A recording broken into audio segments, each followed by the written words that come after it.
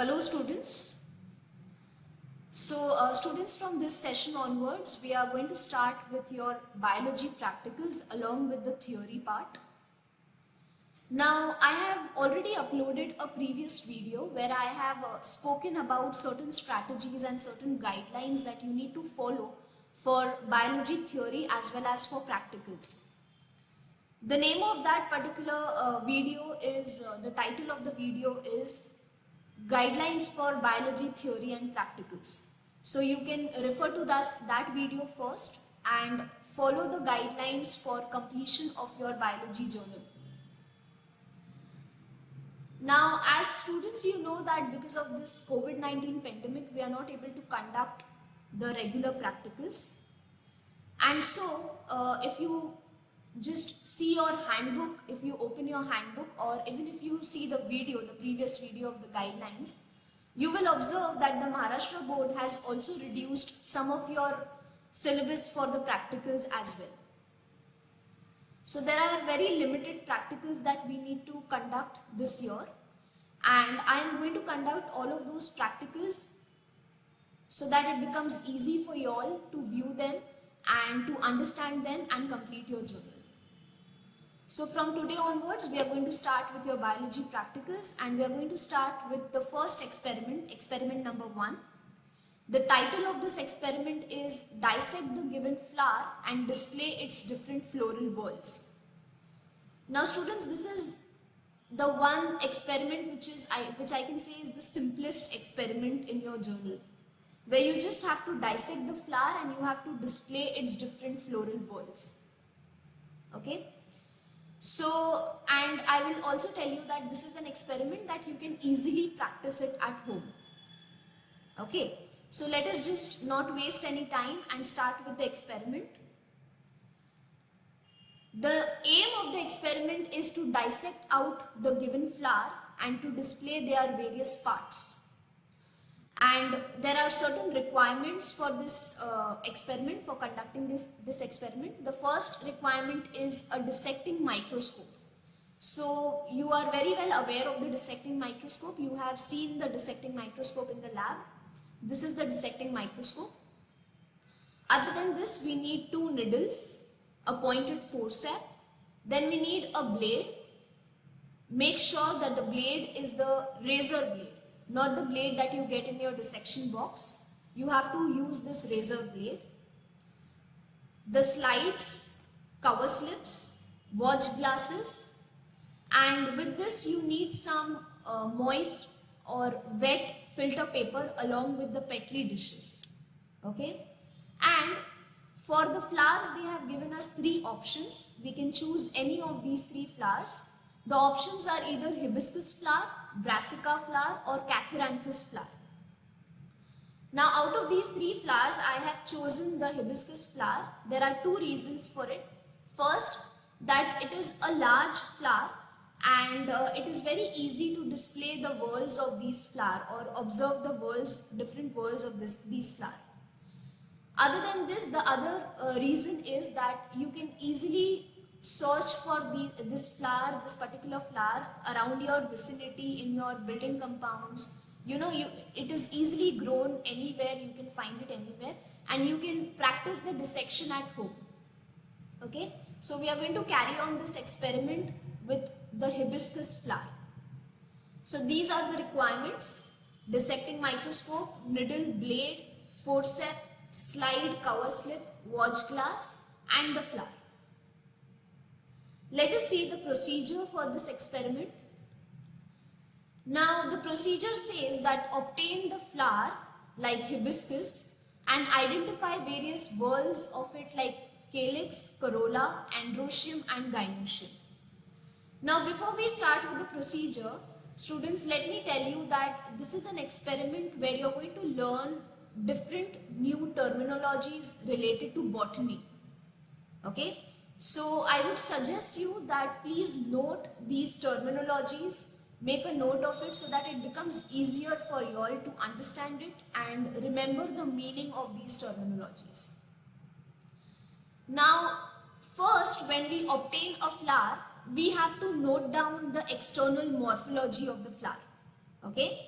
So we have to note down either the flower is pedicellate or sessile. What do you mean by a pedicellate flower? Pedicellate flower means a flower which bears a stalk or a pedicel. And sessile means a flower which is without the pedicel. So I have given this picture over here for your reference. This is a sessile flower and this is a pedicellate flower. So if you see, this flower is having a pedicel. This flower is attached to this branch with the help of this pedicel, a long pedicel.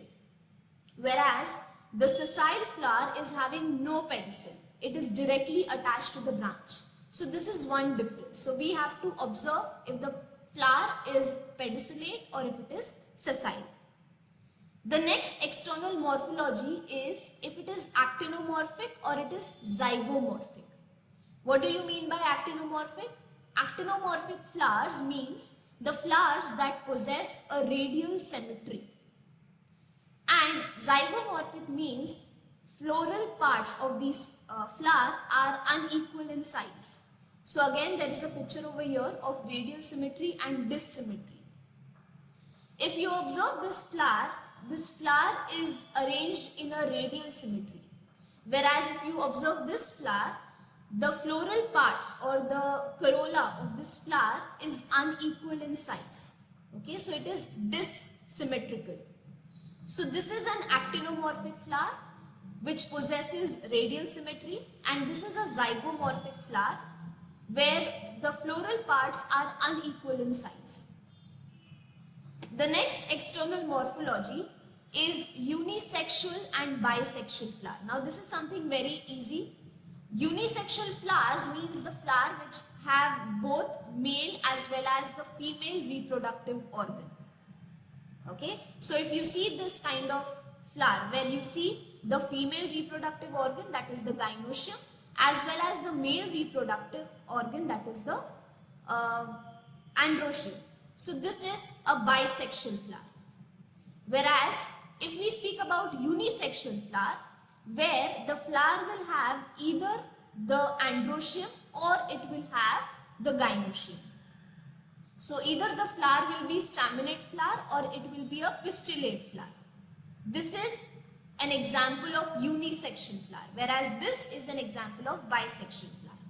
So these are the three external morphology that we need to observe when we take a flower.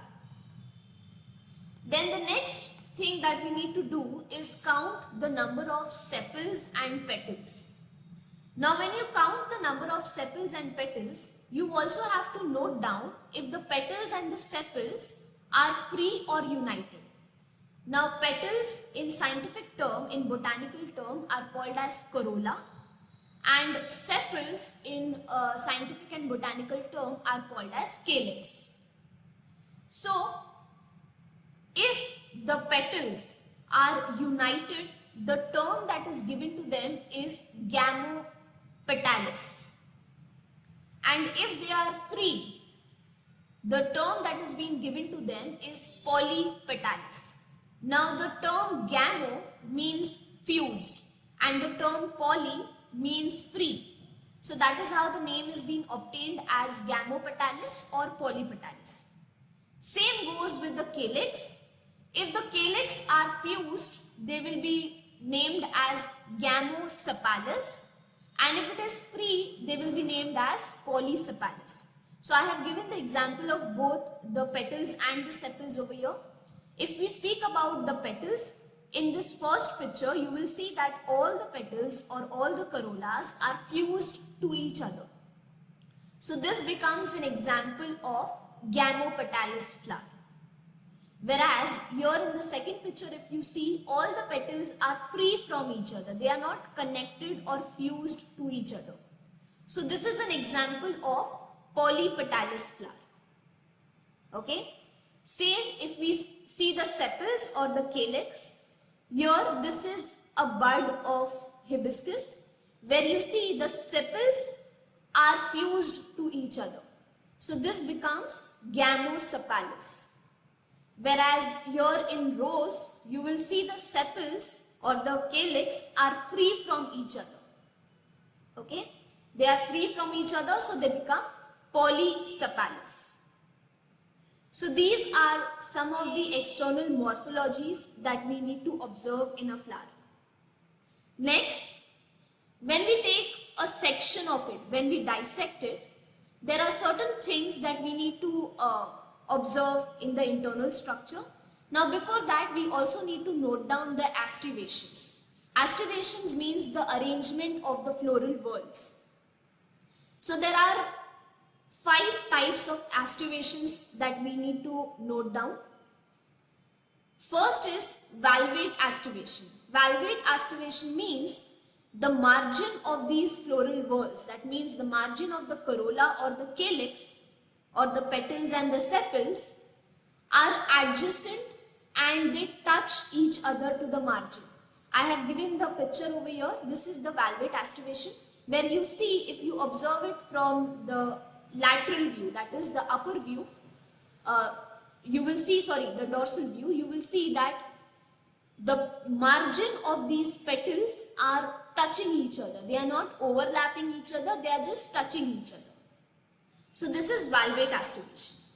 Next is twisted aestivation. Twisted aestivation is very simple, that the margins of the sepals and the petals, they overlap one another in one direction. So in the second one, you see that they are all overlapping one another in one direction. So this is a twisted aestivation. Imbricate aestivation means, now if there are 5 petals, one of the petal will be completely inside, one will be completely outside, and in each of the remaining 3 petals, one margin is internal and the other is external. So now it is very simple. This is imbricate aestivation. Here, when you observe that one is completely inside, now this petal is completely inside, whereas this petal is completely outside. Okay? The remaining 3 will have one margin on the inner side and the other margin on the outer side. So if you see 1, 2 and 3, one is on the outer side, the other one is on the inner side. Same goes with this one. One on the outer side, the other one on the inner side. And same goes with this one. One on the outer side and the other one on the inner side. So this kind of aestivation is called imbricate aestivation. Next one is quincuntial aestivation. Here, out of again the 5 petals, 2 are exterior, 2 are interior, and the other has one edge, that is one margin to the exterior and the other one to the interior. Okay? So let us see, let us observe this. This is completely outside and this is again completely outside. Okay, so these are the 2 completely exterior petals. Then if you observe this petal, it is completely inside, and again this petal is completely inside. So 2 are completely outside and 2 are completely inside. And the remaining one will have one margin on the outer side and the other margin on the inner side. So this is quincuntial aestivation. Next is waxillary aestivation. Here what happens is, the corolla is having the anterior petal innermost. So this is the anterior petal which is the innermost, and this is the smallest one. Whereas the posterior petal will be the outermost, which will be the largest one. Okay. So these are certain aestivations that we need to observe. So there will be, amongst all of these 5 aestivations, the flower will bear either one of these aestivations. Okay. So this is one thing. Then when we remove the gynoecium of the flower and place it on the wet filter paper, we have to take a TS of the ovary. Okay. Now when we take the TS of the ovary, we have to count the number of carpels, and we need to observe the placentation of these carpels and the ovules. Okay. Now there are certain types of carpels that are the placentations that have been given over here. What is placentation? It is the arrangement of the carpels and the ovules. Now if you observe this, marginal placentation. Here the ovules are at the margin. And if you see this picture, the first thing that comes to your mind is green peas. Okay, that is Pisum sativum. So green peas is an example of marginal placentation. The next is axile placentation, where all the ovules are arranged to the inner side. Next one is parietal placentation, where all the ovules are arranged to the periphery. Then comes the free central placentation, where there is no compartments and in the central part all the ovules are arranged. And then is the basal placentation. So basal placentation is the example of corn. Okay, so this is an example of corn, and this is the best example for green peas, that is Pisum sativum.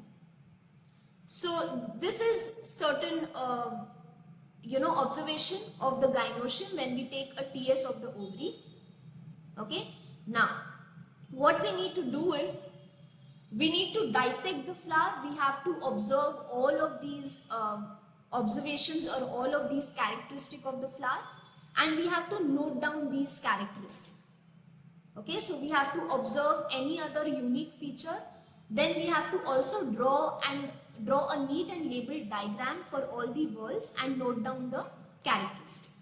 Okay, so let us now take a flower and dissect it, and let us observe the characteristic of the flower. So students, let us start with the dissection work of this experiment. So as I have told you all in the procedure, for the dissection purpose, I have obtained some hibiscus flower. Other than this, if I speak about the requirement, we need a dissecting microscope, which is very important for this experiment. Then we need the needles. Okay, you need a pointed needle and a pointed forceps. Now why am I saying you need a pointed forceps? Pointed forceps in comparison to the blunt forceps is better for the dissection works. It becomes very handy and it is very easy to pick out tiny specimens or tiny parts of any specimen. Okay, so we do not want the blunt forceps, but we need a pointed forceps over here. Other than this, we need the slide and the cover slip that you get in your dissection box. Then this is very important. Now we need to use a razor blade for your dissection work. Okay, the blade that you get in your dissection box is a surgical blade, but for the dissection purpose we always prefer using a fresh new razor blade. So you need a razor blade. Then I have taken a watch glass. Now in this watch glass I will take some water, so that when I take the section of the ovary, when we are studying the gynoecium and when we are taking a section of the ovary, I will place those sections in this watch glass with water so that they don't dry up. And amongst all the specimens and amongst all the sections, I will choose the best one and then I will place it on the slide and view it under the microscope. Then I have taken distilled water. And with this I have taken 2 petri dishes with moist filter paper. Now why have I taken moist filter paper? So that when we separate out or when we dissect the different whorls of the flower, okay, if I keep those whorls as it is on the table, it will all dry up. And I don't want them to dry up, and I want them to look very fresh because I am using the whorls for the display purpose. So instead I will place the different dissected whorls into a moist filter paper so that they don't dry up. Okay, so these are the requirements for this experiment. So let us, without wasting any time, quickly start with this experiment. Now during the procedure, when I was discussing the procedure with you all, I said that before we go for the dissection work, we first have to study about the external morphology of the plant. Okay, so let us study about the external morphology of this plant, of this flower, and then we will go for the dissection work. Now the first external morphology is that the flower is complete. Now why do I say that the flower is complete? This flower is having all the 4 whorls. It is having the calyx, that is the sepals, the green part that you can see. It is having the corolla, Other than this, it is having the androecium as well as the gynoecium. So it is having all the 4 whorls of the flower, and that is how the flower becomes complete. So this is the first morphological character. Next, we have to see if the flower is actinomorphic or zygomorphic. Okay, now what is the difference between actinomorphic and zygomorphic? Actinomorphic flowers means the flower will have a radial symmetry, and zygomorphic flower means that the flower will be having no symmetry. It will be dissymmetrical and it will be having unequal whorls. Now if you view this flower from the top view, you will see that it is having a good radial symmetry. So that is how we can say that the second morphological character is that the flower is actinomorphic. Next, we have to see if the flower is unisexual or bisexual.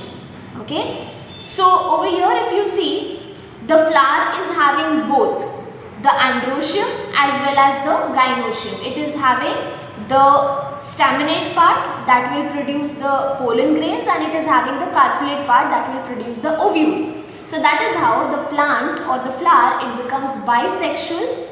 And the scientific term, the other scientific term that we use for bisexual is hermaphrodite. That means the flower is having both the parts, the carpellate part as well as the staminate part. Next, we have to see if the flower or the plant is sessile or pedicellate. Okay, so I have already explained you all the difference between the two. Pedicellate is when the flower is having this long pedicel, and sessile is when the flower is having no pedicel and the flower is directly attached to the branch. Now in this case you can see that it is having this long pedicel or a long stalk. So that is how we can say that this flower is pedicellate. So if we speak about the external morphology, this flower is complete, it is pedicellate, it is bisexual or hermaphrodite, and this flower is actinomorphic. Now after this we have to study about the whorls of the flower. Okay, now when we do the dissection work, we go from the outer whorl to the inner whorl. That means we will first dissect the sepals, then we will go to the petals, and then the androecium and the gynoecium. So let us just start with the dissection work, and then one by one we will be studying about each of the whorls of this flower. So let us study about the sepals first. Okay, now below the sepals, now this is the sepal, the tube-like structure that you can see, green tube-like structure, this is the sepal. Below the sepal there are few small structures which are present, and these are green color structures. These are known as apicalyx. Okay, so there are, if we speak about the apicalyx, there are 5 to 7 apicalyx in each flower of hibiscus. So this is the apicalyx, 5 to 7 of apicalyx. Now if I speak about this particular plant or this particular flower I mean, and if I count the apicalyx, there are 1, 2, 3, 4, 5, 6 apicalyx in this flower. Okay, so this is the apicalyx. Now let us start studying about the whorls. For this, what I will do is I will separate out the pedicel first as well as the apicalyx, so that it becomes easy for us to dissect the calyx part or the sepals part. So I have separated the pedicel and the apicalyx. Now to study the calyx or the sepal, what I will do is I will just make a small slit so that it becomes easy for me to dissect the calyx. So I will just make a slit. Yes, and with the help of the forceps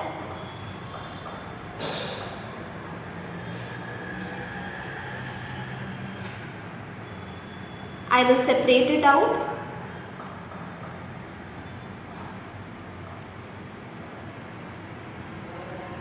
Yes, so if you can see, I have separated the calyx part. Okay, now if we study about the calyx, the first thing that we need to see is the aestivation.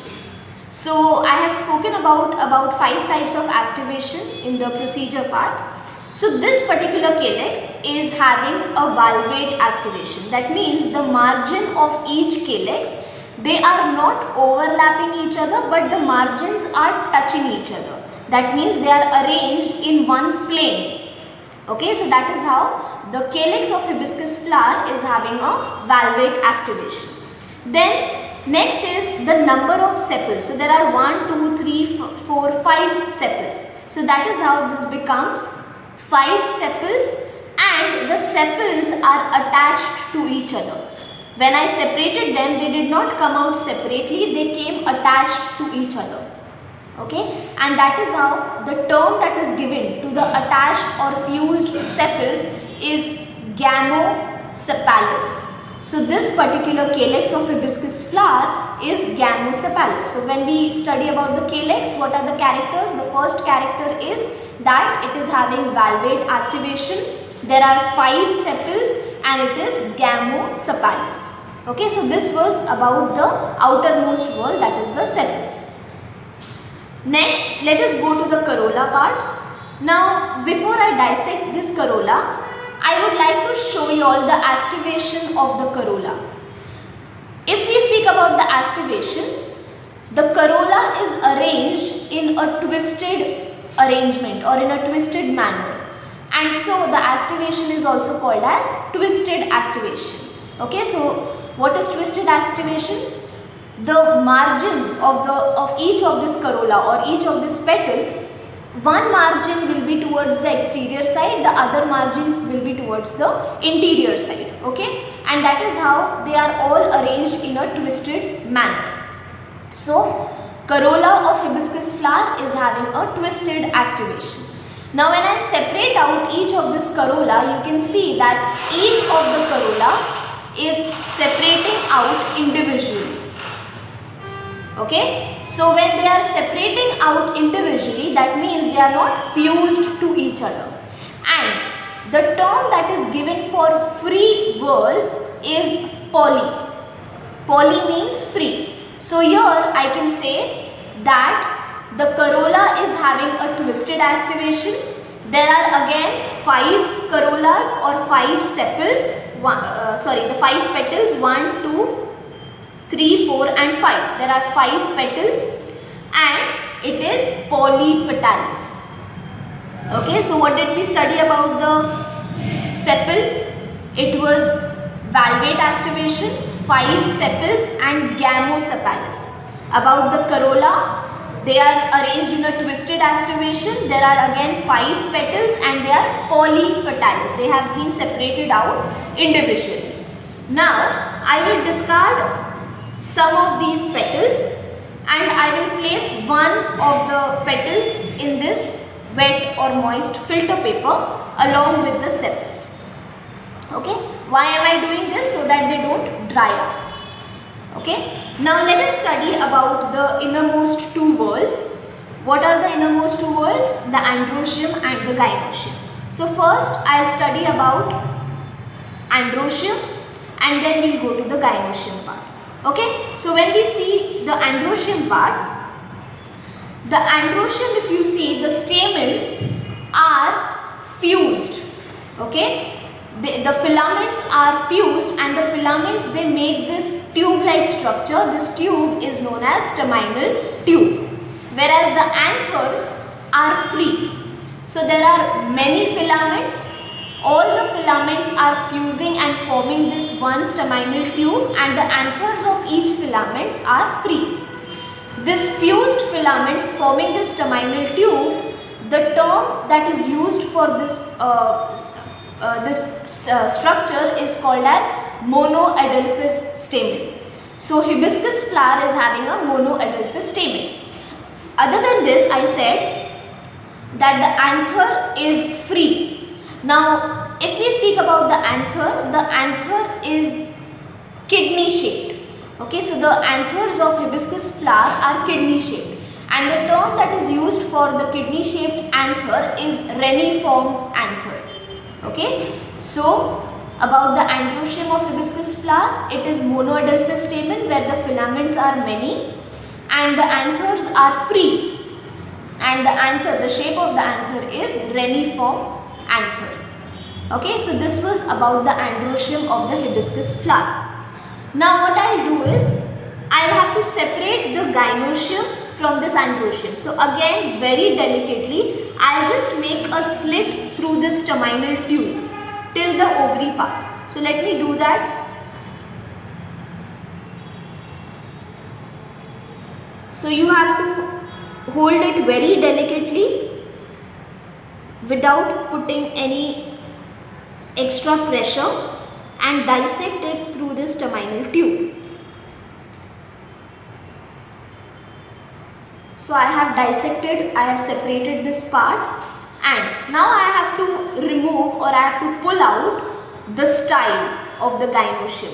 So inner to this there will be a thin thread-like structure, a white color thread-like structure that I have to delicately pull out.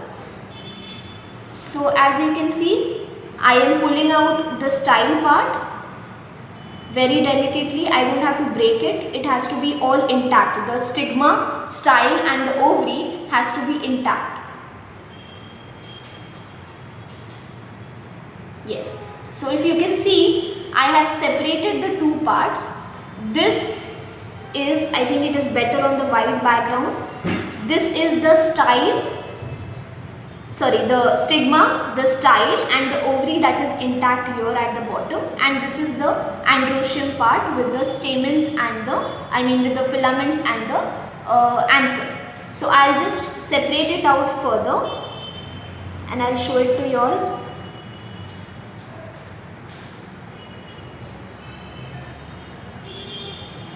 Okay, so I have separated both the parts. Now, speaking about the gynoecium, the stigma of this particular flower, there are 5 stigmas, 1, 2, 3, 4 and 5. There are 5 stigmas, and these 5 stigmas, they are again fused, forming this one style. Okay. If I speak about the head of the stigma, the head is known as capitate stigma. This particular flower is having capitate stigma.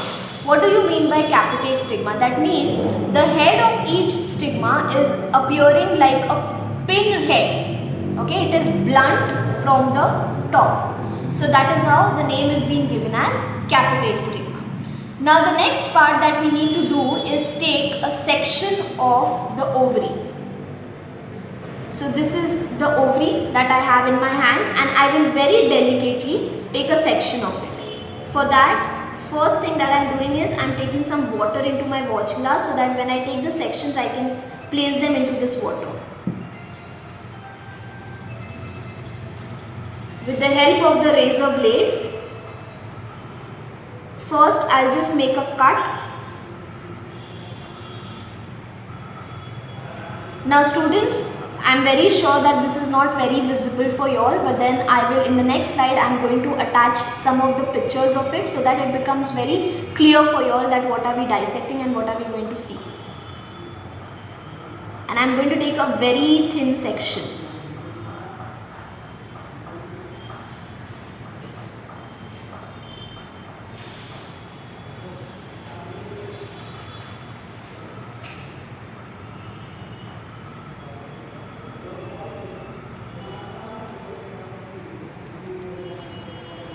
Okay, so I have got the second section very nice.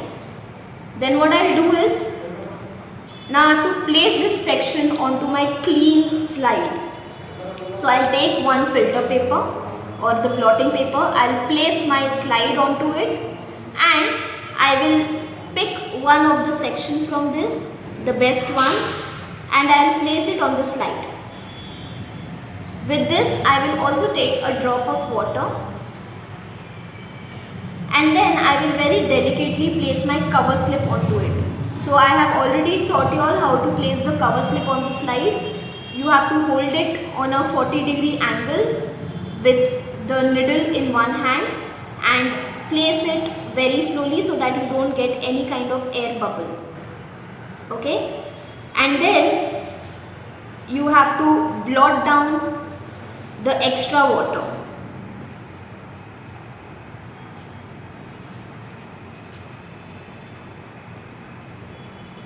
Okay, so my slide is ready, and then what I'll do is I have to study about the ovary of this particular flower. Okay, so I will place this slide on my dissecting microscope and I will study about the ovary. Now for that, first what I need to do is adjust the light. So with this mirror I will adjust the light, and this is the lens. Okay, so this can be adjustable like this. So I will place my slide onto it and I will study about the ovary. Now in the ovary we have to study about the carpels and the ovules. So in this particular flower, hibiscus, there are 5 carpels. So the ovary becomes pentacarpellary and all the carpels are fused to each other. And the term that is given for fused carpels is syncarpus. Okay, so the ovary is pentacarpellary syncarpus. Okay, I will of course attach the picture in the next slide so that you have a very clear view of what is pentacarpellary and what is syncarpus ovary. So students, this is all for the dissection work of this experiment. Now, the whorls that we have separated, from in the exam you will be getting a blank piece of paper. Okay, on that blank paper you have to display these whorls and name them. So suppose you display the corolla, you have to write the name. You have to write that this is corolla. If you display the calyx, that is the sepals, you have to name that this is the calyx. Then the androecium, the parts of the androecium, and the gynoecium and the parts of the gynoecium. So for this purpose you need to keep your whorls of the flower that you have dissected fresh, so that they display fresh. Other than this, we may or we may not keep the part of this, the microscopic part, because of the COVID-19 pandemic. We are supposed to maintain the social distance. Okay, so the experiments which require microscope is being reduced. So this part of using the microscope in this experiment, it may be there or it may not be there, but I am showing it to you all so that you all are prepared. Okay, so there are 2 things that you need to do over here in this experiment. First, you have to display the whorl, and then you have to also take a section of the ovary, view it under the microscope and show the slide to the examiner. Okay, so students, that's all for this experiment. We have done the dissection work. In the next slide I will be writing down all the observations that we have observed here with clear pictures, so that it becomes very clear for you all of what we have seen. Now in the observation we have seen the following observation. I have noted down the following observation. So we have taken a flower, the hibiscus flower. The name of this, scientific name of this flower is Hibiscus rosa sinensis, and the common name of this flower is jasmine. It is very common with the name jasmine, and it is also known as a shoe flower. Now why is it known as a shoe flower? Why is this name given to it? Shoe flower, the name, it is been obtained because people used to use the petal of this flower to polish their shoes. Okay, if you just polish your leather shoes with the petals of this flower, the shoes becomes nice and shiny. It polishes your shoes very well, and that is how the name was obtained as shoe flower.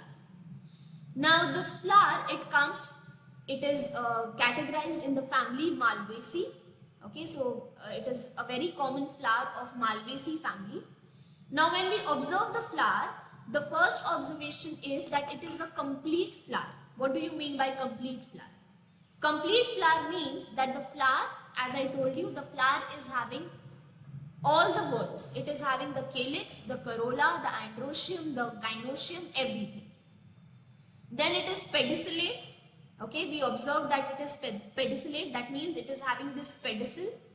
And it is bracteate. Bracteate means at the end of the pedicel, from where the flower is originating, there is this small bract that you can see in this picture over here. So there is this small bract, So that becomes bracteate. Then the next observation is, the unique feature is that it is hermaphrodite. What do you mean by hermaphrodite? Hermaphrodite means the flower which has both staminate as well as carpellate part. That means it will be having both male pollen producing part as well as the female ovule producing flower.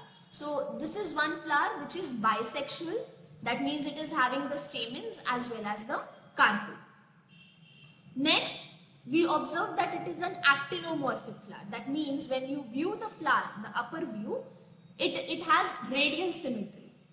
Okay, it has radial symmetry, so it becomes actinomorphic, and it is hypogynous. Now when we say hypogynous, that means all the whorls of this flower, that is the calyx, the corolla, the androecium and the gynoecium, are free from each other.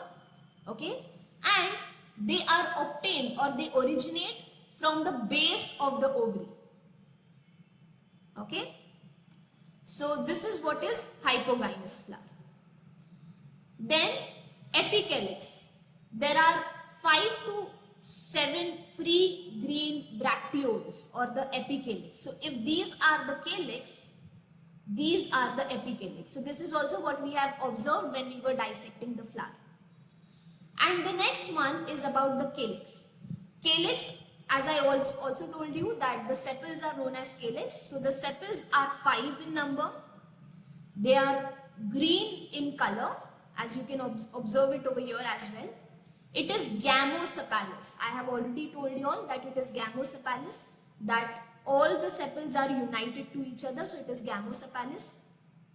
Now, it is campanulate. What do you mean by campanulate calyx? That means it is obtained from a broad tube-like structure. So there is this tube-like structure, and the tube-like structure is broad. So this is a broad tube-like structure which is known as campanulate. And the next one is valvate aestivation. That means the margin of these sepals are touching each other. They are in one plane, but they are not overlapping each other. They are just in one plane. Speaking about the corolla, what have you observed in corolla? We observed that there are 5 petals, and these petals are free from each other. So they become polypetalous. They are large, showy and red in color, and they show twisted aestivation. That means all the petals or all the corollas are overlapping to each other. Next, we observed about the androecium that there are many stamens, that you can also see over here. There are many stamens, and the filaments are fused. Okay, so that becomes monoadelphous stamen. So here the filaments are fused to form this staminal tube. So this is the staminal tube where all the filaments are fused and the anthers are free. Now if you observe over here, now this is a very clear picture where you can observe that the anthers are kidney shaped. That I had already told you when we were dissecting the flower, that the anthers of this flower is kidney shaped. And the scientific term for these anthers are reniform anthers. Okay, so how has this name come up? Kidney is also known as renal. The other name for kidney is renal. We use this term renal when we are referring to kidney. Okay, so that is how when the anthers are kidney shaped, the term is being given as reniform. That means kidney shaped or kidney formed anther. Next comes the gynoecium. Gynoecium, I was not able to show you all the TS structure, the dissected section of the ovary. Now here I have attached a picture. So if you can see that it is pentacarpellary, 1, 2, 3, 4, 5. So there are 5 carpels, and it is syncarpels. That means the carpels are fused to each other. They are not free, they are fused to each other.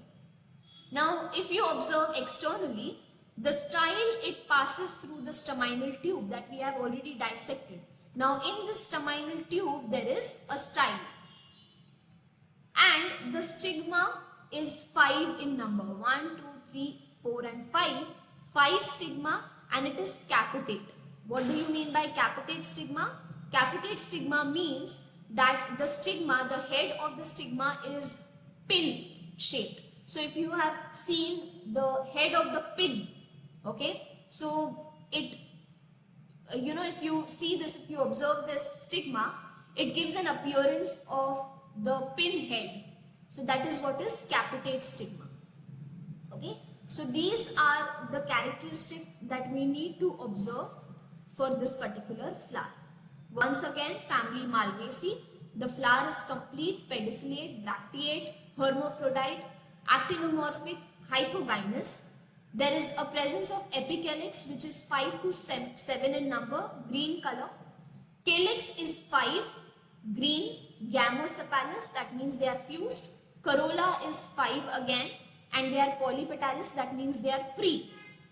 And they show twisted aestivation, whereas the calyx shows valvate aestivation.